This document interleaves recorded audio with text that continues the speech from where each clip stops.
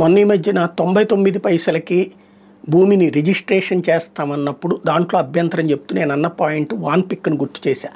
Van pick అనే దానికి భూములు వాళ్ళు కొనేటట్టు పెట్టారు. 50,000 నుంచి 4 లక్షల 5 లక్షల రూపాయల వరకు జనానికి డబ్బులు ఇచ్చి కొనేసారి రిజిస్ట్రేషన్ చేసేసుకున్నారు. ప్రభుత్వమే రిజిస్ట్రేషన్ కూడా చేయించింది. కొంత ప్రభుత్వ భూములు కొంత ఇది కలిపి చివరికి ఆడు ప్రాజెక్ట్ కట్టలేదు. వాన్ పిక్ అనేది వాటర్ రేవ్ కట్టాలి అక్కడ. ఆ ప్రాంతంలో మిగతా పరిశ్రమలు ఎన్ని వస్తాయి అన్నటువంటి పేరుతో ఈ భూమిని అంతా తీసుకున్నారు. నిజంగా అక్కడ ఓడరే వచ్చి ఇదంతా జరిగితే అద్భుతం. ఇక అసలు ప్రకాశం జిల్లా చరిత్రే మారిపోతుంది.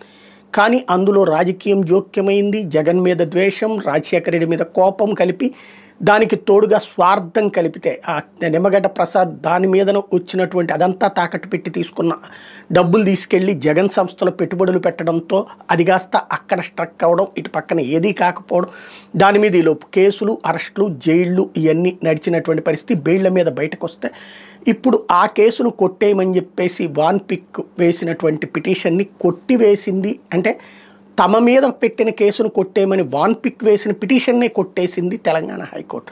తద్వారా వాన్ పిక్ కేసు కంటిన్యూ అవుతుంది. సిబిఐ వాదనలతో ఏకీభవించింది.